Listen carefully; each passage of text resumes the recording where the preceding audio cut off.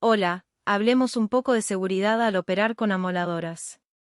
El primer punto que abordaremos es qué información tenemos en nuestro disco de trabajo, ya sea de corte o de rectificado. Esta es una información importante para que podamos operar el equipo correctamente. En el disco tenemos una marca comercial, donde cada disco tiene su propia marca. Tenemos fecha de caducidad, aunque el disco parece un artículo que no se deteriora, tenemos que analizarlo de la siguiente manera: la construcción del disco está hecha de un material abrasivo, piedras molidas y un aglutinante. Con discos de corte finos este problema que voy a comentar es menor, pero con muelas abrasivas, discos más grandes o discos con mayor cantidad de granos, la absorción de humedad se vuelve más crítica, al ser un material poroso donde no hay todos los lugares ocupados. Por lo que si absorbe humedad se puede romper al trabajar, o romperse, provocando incidencias o accidentes. Si se rompe envía partículas por todas partes, por eso siempre debemos observar la fecha de caducidad y las condiciones de almacenamiento, principalmente en cuanto a la humedad relativa del aire donde se encuentra. Otro dato muy importante es la velocidad máxima de funcionamiento, donde debemos tener especial cuidado. Primero debemos entender que cada tamaño de amoladora tiene una velocidad en RPM. ¿A qué se debe? Las amoladoras más pequeñas tienen mayores RPM, porque tenemos una fuerza centrípeta menor, y al ser un disco más pequeño, el material del disco tiene una mejor forma de trabajar. Los discos más grandes funcionan a menores RPM, pero tanto los discos pequeños como los grandes tendrán una variación en la velocidad externa del disco, por lo que un disco fabricado con una lijadora de 7 pulgadas tendrá una velocidad menor que una lijadora de 4 pulgadas y media. Pulgada, ¿y qué es lo que realmente es el mal que vemos en el mercado y en las fábricas? Le corresponde a la persona usar el disco, por ejemplo, 7 pulgadas, cuando esté desgastado hasta un diámetro de 4 pulgadas y media, tome este disco y úselo en la amoladora más pequeña. Esto es muy peligroso, primero porque el disco no fue fabricado y diseñado para trabajar a esas RPM más altas, como el disco no tiene todo su diámetro como área útil. El disco abrasivo, por ejemplo, tiene una capa más reforzada en el centro, para aguantar la presión de trabajo y tener abrasión correcta en la pieza. Entonces en el medio, no tiene tanta resistencia a la abrasión por rectificado, tendrá más resistencia física del disco, para que no se rompa. Entonces hay dos errores: pensar que se está aprovechando el disco y el otro es la seguridad, que es mucho más importante.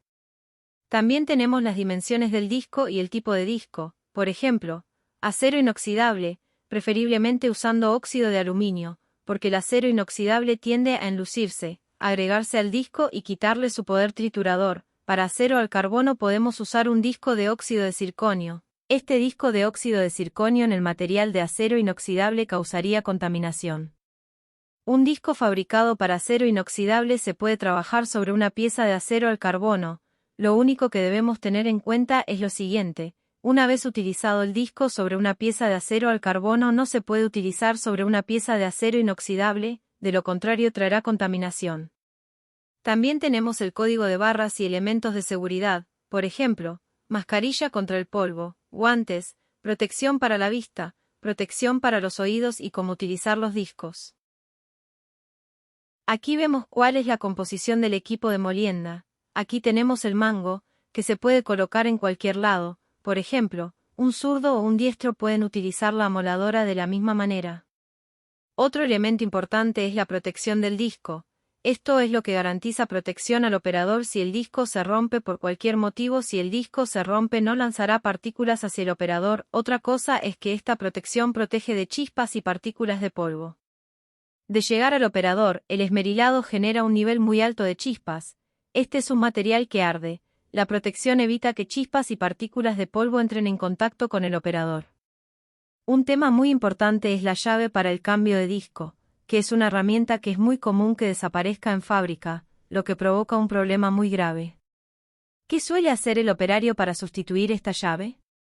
Tome un cincel y el martillo, o tome un puntero y el martillo, golpee la amoladora y suelte el disco, o incluso use sus manos para aflojar el disco, con varios riesgos, por ejemplo, lastimarse de diferentes maneras, lo que puede llevar a amputaciones o daño a la tuerca que aprieta el disco, donde la llave ya no puede apretar la tuerca.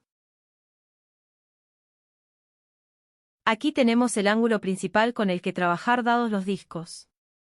Un disco de corte siempre trabajará perpendicular a la pieza en un ángulo de 90 grados, nunca trabajará angularmente sobre la pieza.